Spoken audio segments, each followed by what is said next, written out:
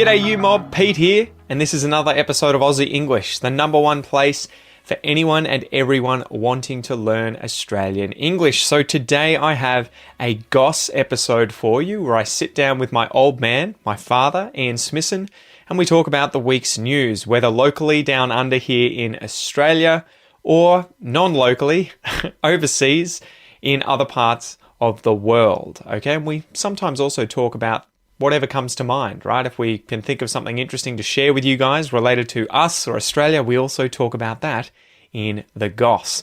So these episodes are specifically designed to try and give you content about many different topics where we're obviously speaking in English and there are multiple people having a natural and spontaneous conversation in English. So it is particularly good to improve your listening skills.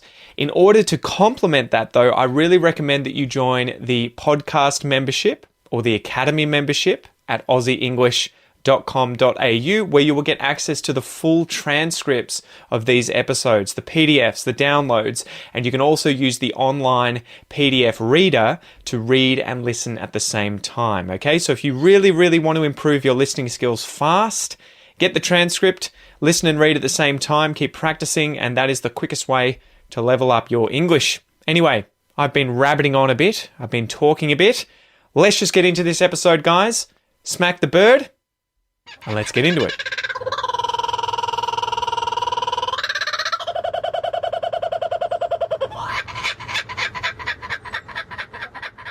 How's it going, Dad? Good, Pete. What's the Goss? Don't know. Hang on.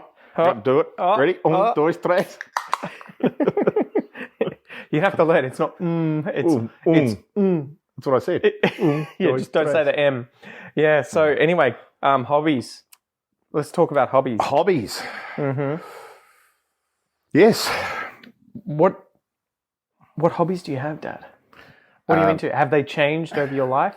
Have you always had the same hobbies? Is hobbying? The verb to hobby. Yeah, that's it. I like to hobby.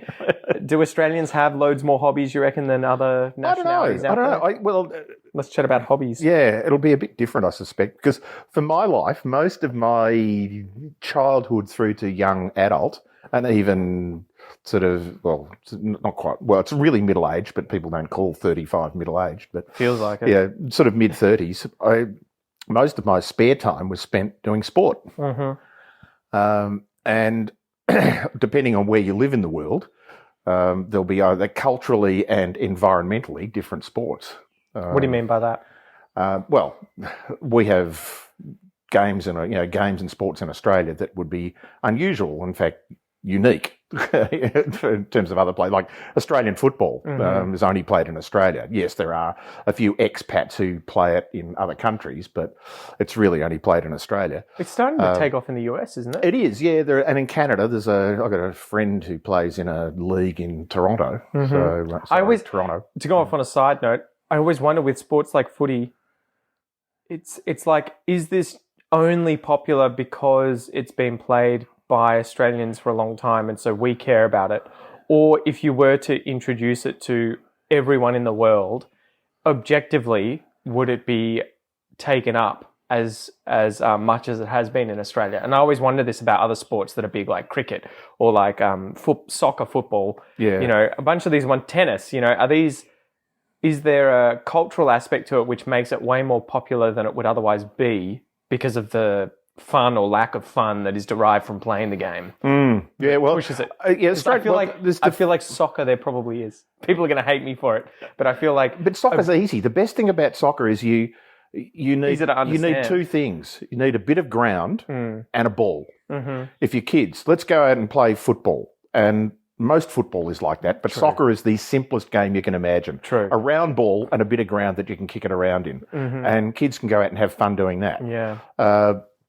In Australian football, you can do the same. It's obviously an oval ball, but it's not quite the same. Is that you can't sort of play it. You practice it effectively. When we were kids, kick to kick. Yeah, you were kids, the same thing. And kick to kick, for those who don't understand what we're talking about, is basically you get two groups of people, a handful of people separating from another handful of people by whatever distance people think they can kick it, and one person will grab the ball and they'll kick it to the other group. and they will try and catch the ball or wrestle each other to get it or whatever, and then kick it back. Wasn't that marks up? I remember marks up where you would have a group of people, someone starts up and they've got the ball, say, 20 metres away from you, and they kick the ball to you, and you, with everyone else standing in that group, compete to try and mark the ball. Yeah, and then mark as in catch it. Yeah, and then if you mark the ball, you get to go up. So it's marks up or markers up. I can't remember. Yeah, don't know. We didn't. That was that's how a new we one used to me. play it. That was what we played in primary school. We were just straight kick to kick. So you played the equivalent, but you had two groups of people. Two groups of people, yeah. And the kick to kick thing was really just an excuse, firstly, to see if you could kick it over the other group. So if you could kick it further than they expected to. So they have to try and anticipate how far you're going to kick exactly. And then the second thing was, if you're in that group of people, trying to mark the ball or catch the ball meant who can jump on somebody else's shoulders to try and get the ball. Yeah.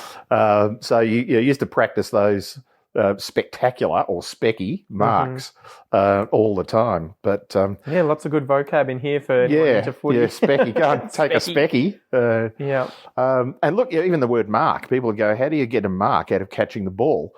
And it was that, originally, and now it's notional, but originally, if you caught the ball, you would kick the ground to make a mark on it, and that's where you would kick the ball from. That's where somebody could come and stand to defend you taking that kick. I guess we also use that verb so to you get on the mark. Mark a player too, right? He's your mark, would be like someone you have to follow. Yeah, exactly. So it's different terminology, but same word. So I think there is that element of easy games are things that people will do. But getting back to your question about would something like Australian rules take off somewhere else, obviously a new sport has to compete with existing ones. Yeah. And so if you go to North America, you're competing with baseball, basketball, American football, soccer, and so on, that are already well established. That's the interesting experiment that you could play, right? Say it's incredibly unethical and would never happen, but you can raise 1 million children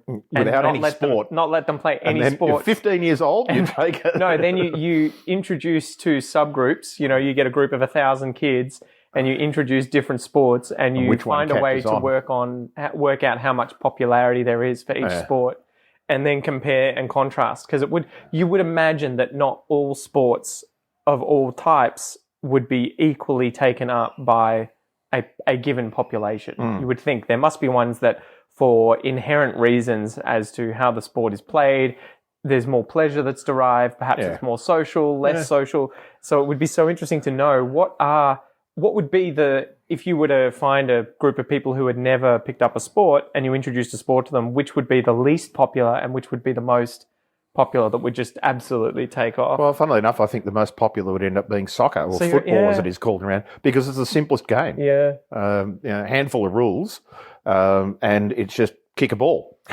I guess you do see that, right? When you watch, the news or docos or anything about people in impoverished countries, say you go to Africa, if you see kids out and about playing, it's likely they've got a ball and they're going to be playing soccer, right? Like if they're playing a sport. Because it's simple. Yeah, well, that's it. And you need two people and a round object to kick. Yeah, but then like Australian football, this friend of mine that's Canadian, and he was out here in Australia. I took him to a football game, an AFL game, and he fell in love with it. He just said, this is the best thing I've ever seen. And started to watch it on TV when he got home, finding a way of watching games on TV and stuff. Yep. And then looked for a local competition and started to play. And he just got addicted to it. What about Australian rules footy sparked such an interesting... I think what he really enjoyed about it is that it's just continuous. Yeah, okay. That the game only stops if there's a foul or a score. Yeah. The game can go for 5 minutes without any stoppages. And so he really, I think, enjoyed that. And it's just a different skill set. The kicking, marking, catching, handballing, running as well. There's very few games that run as much as Australian football. I think the midfielders, right? Yeah, some of the most... They're running 14, 15, on average, 14, 15 kilometres a day in a game in 2 hours. Yeah. Because they're stuck, they're in the midfield, they're halfway between either end, right? And they're going backwards and forwards. Exactly. Whereas if you have people in the defence or offence, they tend to be stuck in their end and they're still going to be running around, but nowhere near as much I guess on both axes, or no, to be on the single axis, but both Yes. directions. Yeah. So hobbies. So other than that, So you had sports growing up. sport was mainly what I spent most of my time doing. Were there other kids that, like in your era, were there certain hobbies that kids or people went towards a lot more than, say if you looked at the people these days of the same age? Yeah, I don't know. Like, was sports way more popular because you didn't have video games? You didn't have there was the no internet. You didn't have all this other... exactly. Yeah, and we had a TV in the house when the first TV we got. I think I was about 5 years old. Yeah. So we had a TV in the house, but it was only allowed on. You could watch TV for an hour a day if you're lucky. The rest of the time was go outside. And what are you going to do? Because your parents forced you to, or there wasn't much to watch? There wasn't. It was being forced to, but B, there wasn't a lot to watch. Back in those days, there were 3 channels when I was a child. What, ABC? ABC 7 and 9. Yeah, okay.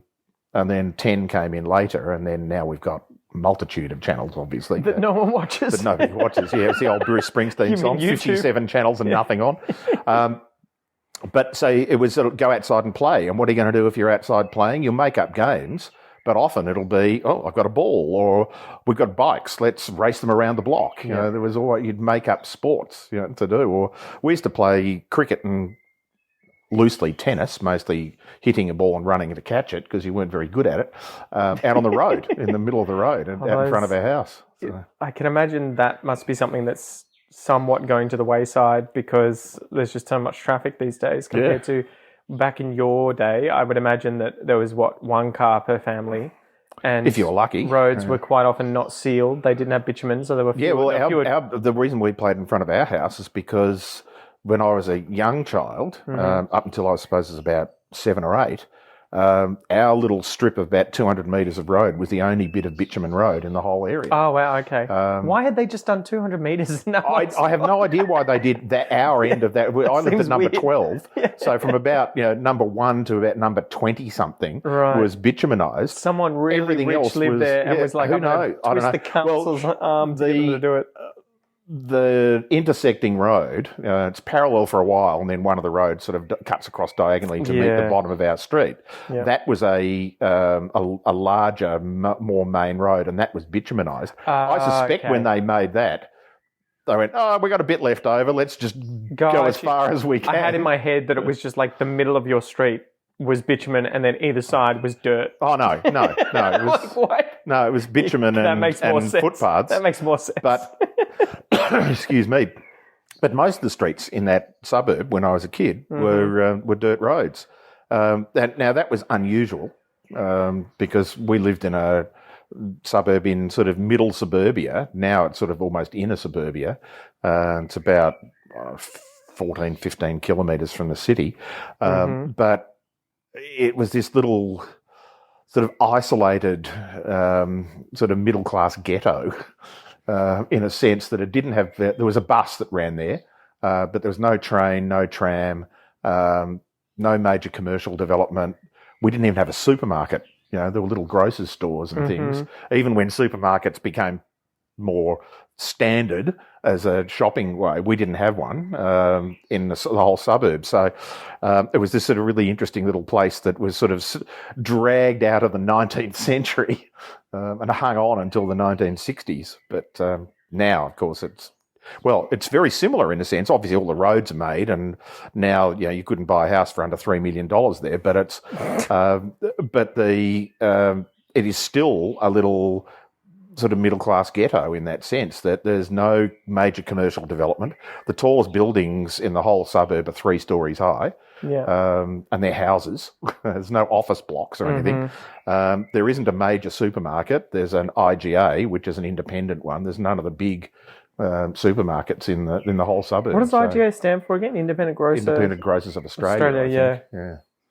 Yeah, okay. So hobbies-wise, it was mostly sports? Yeah, mostly physical activities? Physical activities. Did a few of the usual things, collected stamps badly, mostly because my father gave me his stamp collection, which was but he didn't collect Australian stamps because he had them when he was younger and came to Australia when he was an adult. So he didn't have Australian stamps, but so I collected those a bit. Are they still in the family? Your mum's got them. I just handed them to her, and she just subsumed them into her collection because she took it way more seriously than I did. I don't think there was much else, really. Most of my hobbies were... And then once I was an older teenager, I sort of took up photography and started doing that, and that stuck. Yeah, on and off your entire life, right? Yeah. Have you had periods, though, where that's been a very intense interest and then it's slowed down? No, and it just taken sort of a back stayed burner? there the whole time. Yeah, okay. Really. So were there any hobbies you had that you like took up, stopped, and then took up again years later? No, not really. No, it was just, the sport just continued on until I sort of ran out of time and energy. Well, you were doing tennis even. Yeah, I played tennis 50? until 55. I stopped playing tennis when I was 55, but and that was mostly because I had arthritis in the feet. It was just, too painful. But but no, I suppose I was unusual. Lots of other people had other sort of hobbies, but for me, it was just sport. Do you think there's a generational gap of like the prevalence of hobbies in different generations? Do you think millennials have more hobbies than people who are boomers and Gen Zs? And like, is it something that I think just different ones has died off, changed? I don't think kids these days. I don't think your generation and younger were as into sport as we were, because sport was free. Yeah, it was just go outside and play. Video games were free. Well, to some extent, playing them was. Buying them wasn't. But But once you had them, or your friends had them, you would just sit in the room and be very antisocial. I think that was growing up from my memory. Would have always been. There's always been like a lot of indoor type hobbies, I guess, for me. I remember hanging out with my friends across the road. Daniel Baker, I think his name would have been, right? Across the road when I was only 5 or so. First started at primary school, I imagine I met him, maybe a bit earlier. Yeah, we lived across the road. And I remember we were playing games on his IBM. Yeah. One of those, and also like some of those figurines, Pocket Monsters or whatever they were called. And then, all through primary school, there were things like collecting the Tarzos. Yeah. Those little plastic circles out of chip packets. Yes. For like, what would it have been? It was like Bugs Bunny. Yeah. It was what is that again? What brand is that? Was it just called Bugs Bunny? I've forgotten. Hanna-Barbera. Looney Tunes, right? Looney Tunes. It was Hanna-Barbera, yeah. Yeah, and then we had Pokemon cards and yo-yos, and we definitely played footy and cricket at school. It was always that sort of outdoor thing, but for me at least, I always enjoyed playing it, but not really watching it. Sport, I don't know. Well, you're still the same. Yeah, you and I are very different, I think, in that to that extent. It's always been, for me at least, I'm much more interested in being involved than spectating. But then, I've taken up guitar, I guess, more recently, as you're well aware. Yeah, well, that was a teenage thing with you, and then into your sort of early 20s, and then just started again.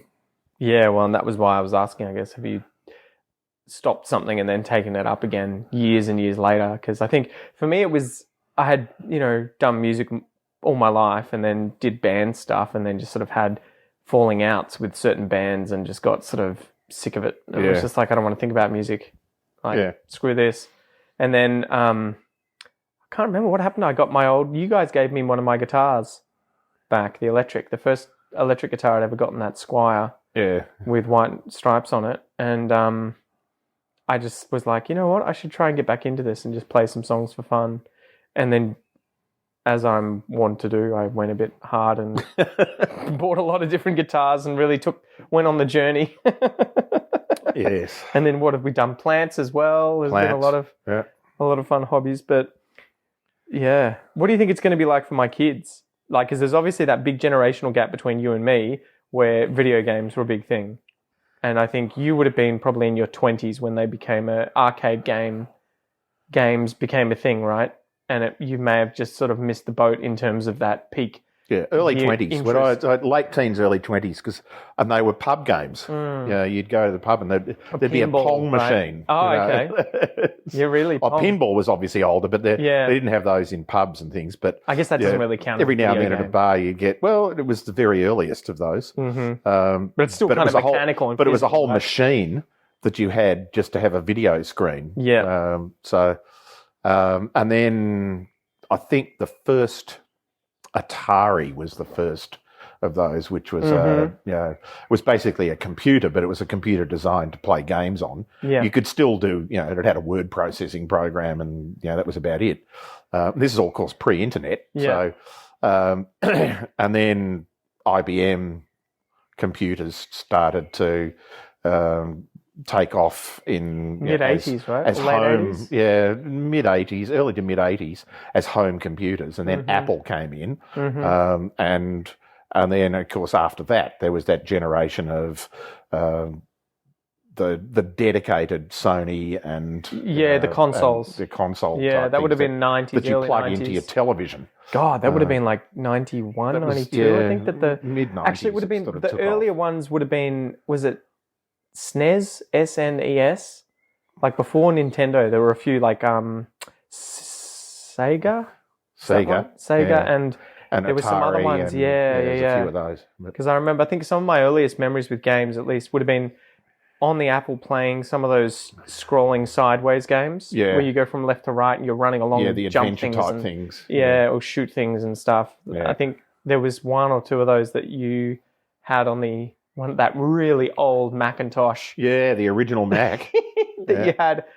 That, Load Runner. That was still there was a few. That was probably Load a nice Runner. one, Load Runner is still my favourite game. You can't get it anymore. Yeah. But it's still my favourite computer game for two reasons. One, it was very simple. So, and this is before handsets. That you get in. You would just play it with the keyboard. Yeah, didn't you just play it on the keyboard, and you only needed 4 keys to do it. Yeah.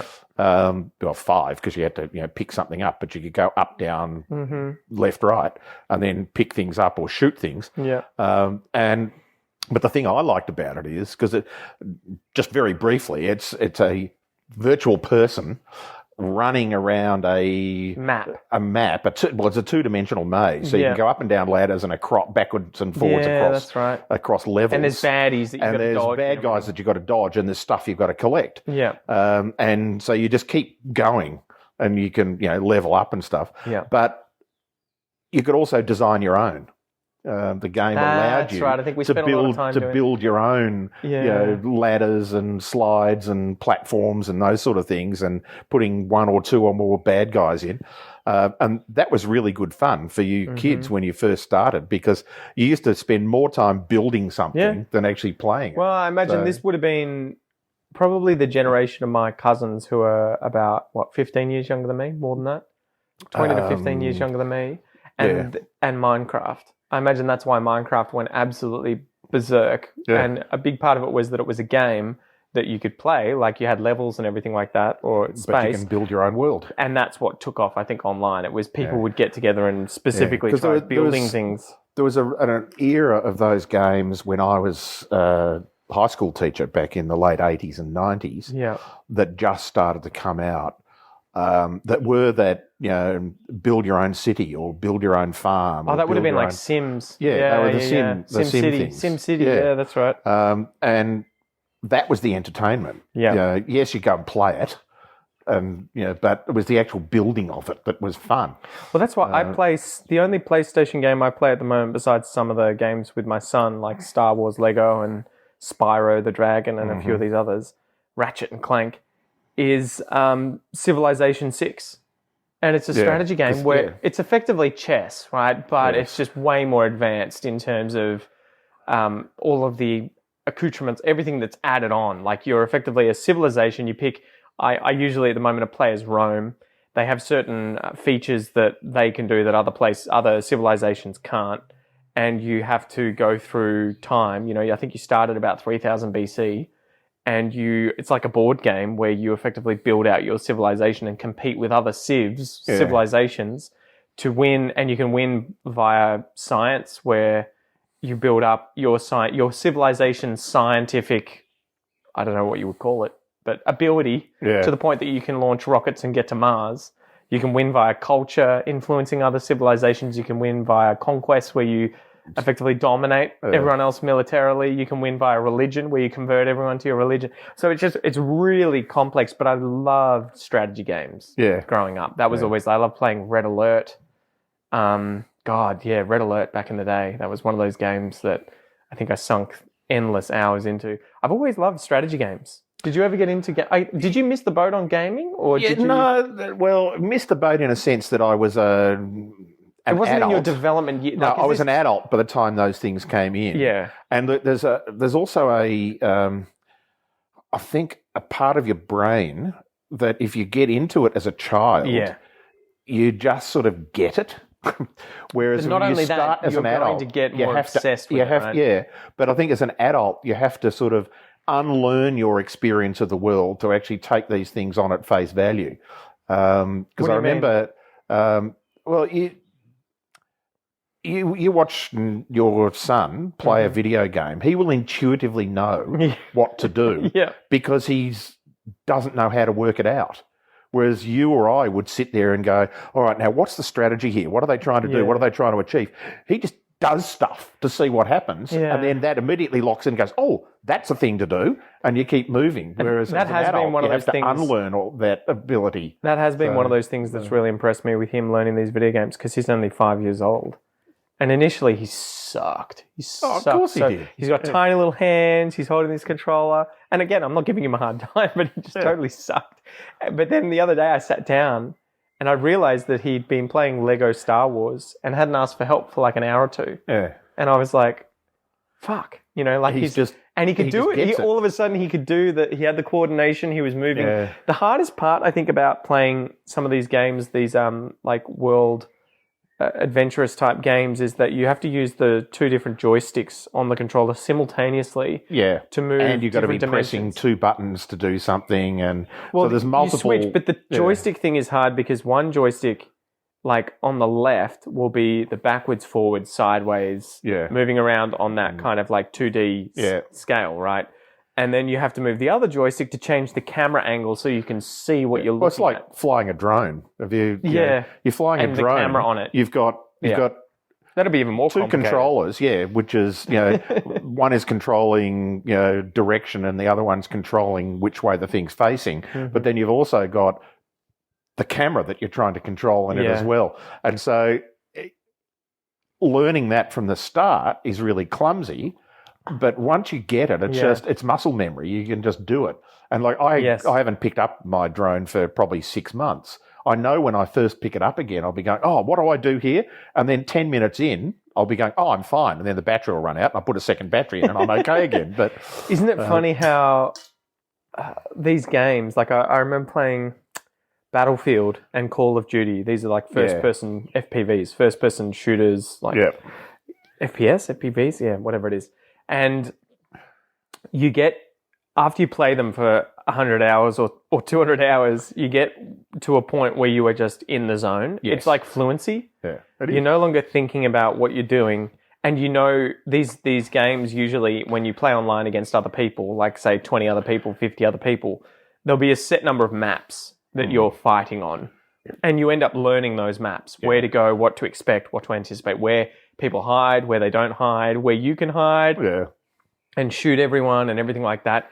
And I think part of the fun of playing those games that leads to loads of hours just disappearing is that you end up getting into the zone where, and I think that's what we all search for with hobbies. This is where I wanted to sort of bring it to. Well, you search for that point where you can do something competently, but it's sort of subconscious. You're not actively battling with the thing to achieve what you're trying to achieve. But you can also concentrate on it, but you don't think about anything else. Yeah.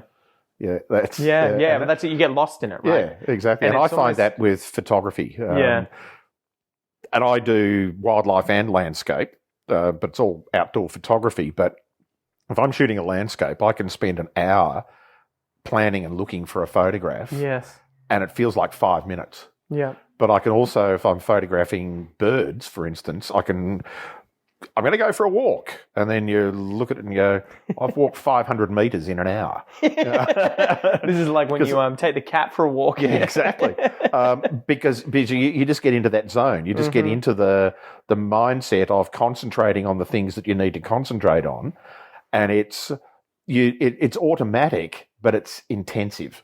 And so you don't get distracted with the rest of the world going on. I remember photographing some birds at a pond a few years ago with a friend, and we were there just, having a little chat every now and then, but mostly looking to photograph these birds.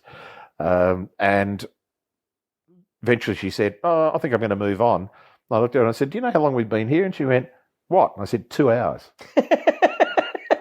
We've been standing by this pond. Said to one another? I know, Yeah, but we've been standing by this pond for 2 hours, and it felt like 15 minutes, because nothing else in the universe interfered. What do you think it is about that we enjoy? The fact that you are getting into a state where time passes so fast and you're not actively... It's meditation. Yeah, but why is it enjoyable? Why do you think we enjoy that? I think we enjoy it because the world is stressful. Do you think we just get out of our own heads? Yeah, we get out of our own heads, but 90% of the time, I reckon, I'm just making a number up, but a large proportion of our time is spent filtering the bullshit. But also all actively the having noise, to solve problems. The noise that just going on in the background, and it's just interfering with what we're trying to do. Like, you imagine in 2 or 3 hours' time when your mum brings the kids back here, you'll be going, all right, I'm going to go and get them dinner. But getting them dinner is not you just go and get them dinner. Getting them dinner is breaking up the fight, turning the TV on, and Joey's running up and down the hallway, and Noah's going, Dad, I want this. This is why people don't understand how exhausting kids are, and I have to keep giving myself a break because, like yesterday, I had the kids at home, and I literally played... Yeah, sorry about that. No, I was ill. Yeah, my parents usually take the kids on Thursdays, but they were ill. I wasn't giving you a hard time, but no. I just played Civilization 6 for most of the day and just let them do their thing. Yeah. Because after a few hours in the morning, I was just so spent. Yes. And part of me is like, there's a lazy side to me where I'm like, I'm just tired. I want to sit down and I just don't want to think.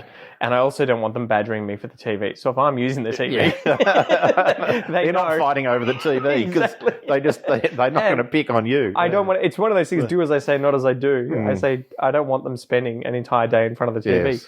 And it's funny. I've gotten into this habit now where everyone wins. I get to play my PlayStation game, and they just go and chill get out, to play, and they come up with their own games. Kel's always like, "How do you do it?" Yeah, because you ignore them. Yeah, and I'm like, you're supervising them, but you're not interfering. From her, my wife Kel, where she's much more hands-on and likes to be involved in the games they're playing. Yeah. And I think she just has that.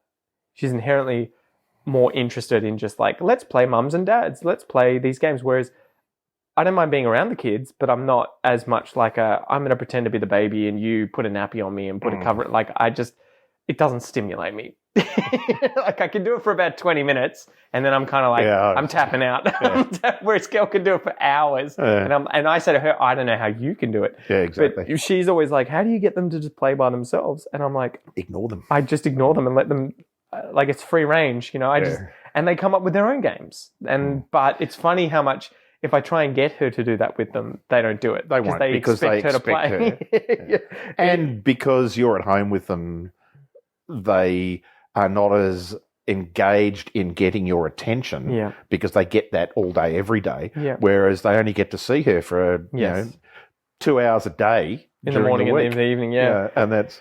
But I guess the thing I was coming back to is, I just keep thinking, like, why am I so fucking tired all the time? Oh, because you're on. And it's weird that it's not whole time. It's not physical, like it's the mental side of it that's fucking exhausting. Oh, no. Well, because you're like, where's danger? What are they doing? Dad, I need this. Yeah. Joey's just done a wee on the floor. Oh, for fuck's sake. I slipped over in it. I've got to get food. I'm hungry. I don't want that food. This one. And you're just like, oh my God. Well, because as you said, we have them on Thursdays, but we also have their cousin. Yeah, your animals, yeah. And then after they've all gone home, we usually have the older cousin after school. Yeah. So, and sometimes 6 o'clock on a Thursday night, I just go, blah. I've done nothing all day and I'm exhausted. Yeah, gluttons for punishment. But it's just one of those things I always wonder, like, as I've got friends who don't have kids and then they're always like, what's it like? And I'm like, can I hang out with you for a day? And I'll just stand behind you going, da-da, da-da, da-da, da-da. I'm hungry. I'm hungry. I'm bored. My toy. And you're like, it's literally that, and you can't tap out. No. Like I can't, besides if my wife is here saying I need a 5-minute, 10-minute break. Yeah, I'm going to the toilet. I'll be back in an hour. There's no just like turning it off. You can't just snuff your kids out. No. They'd be like, So you just turn the volume down to 0. That's it. Lock them up in a soundproof room. There's no. It's like you can't get away. There's no escape. It's just this is what life is now. Yep. I know. For better or worse. Yeah, and then they grow up, leave home, and have their own children and leave them with you. You know what the most torturous thing is? Looking back at old photos and thinking, God, having that, man, they were so nice. They were so lovely. Look how happy they are. And it's like, no shit, you weren't taking photos of them when they were losing. Exactly. So it's like history and memory is such a bitch where you look back with nostalgia and you're like, remember the it good used to be so good. And then you really analyze it and you're like, no, wait, it was hell. Yeah, exactly. But yeah, oh my God. It's definitely not for the faint of heart.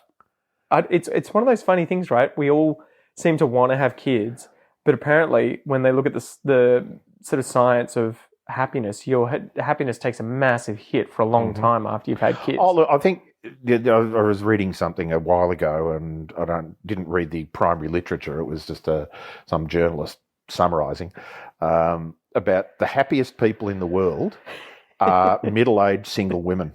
Probably, yeah. Because it'll be middle-aged single women who have never wanted children. Yeah, but they've never had the problem. They might have had relationships along the way, but they don't have the problem now of keeping a relationship. Mm-hmm. And it seems that middle-aged women are far happier being alone than middle-aged men are. Yeah. And they don't have children.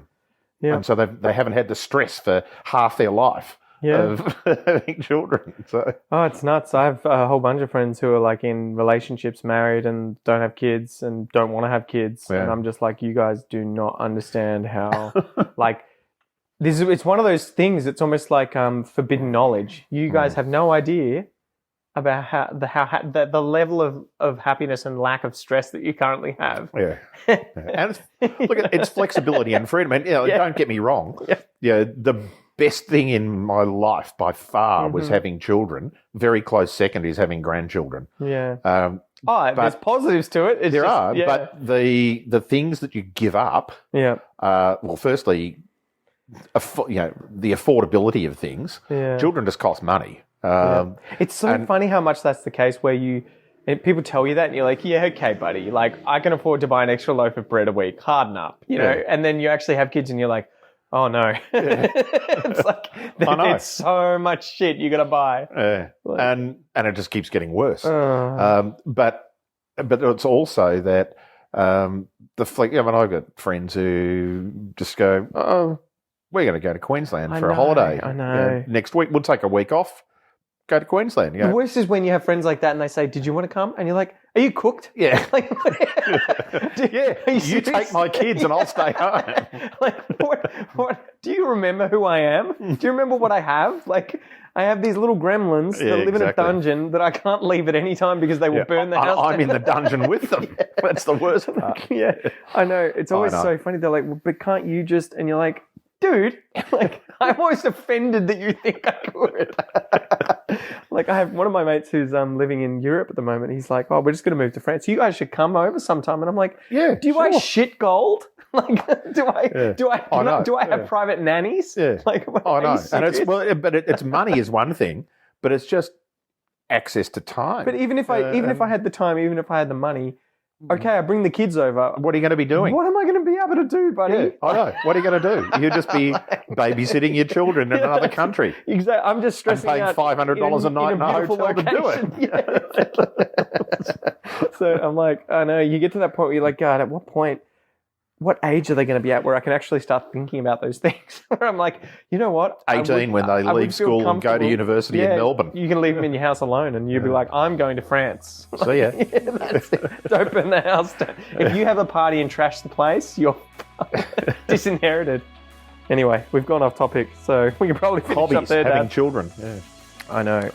You wouldn't have it any other way, but no, exactly. It is definitely not easy. Anyway, fun though. Thanks for joining us, guys. Thanks. We'll see you next time. Bye.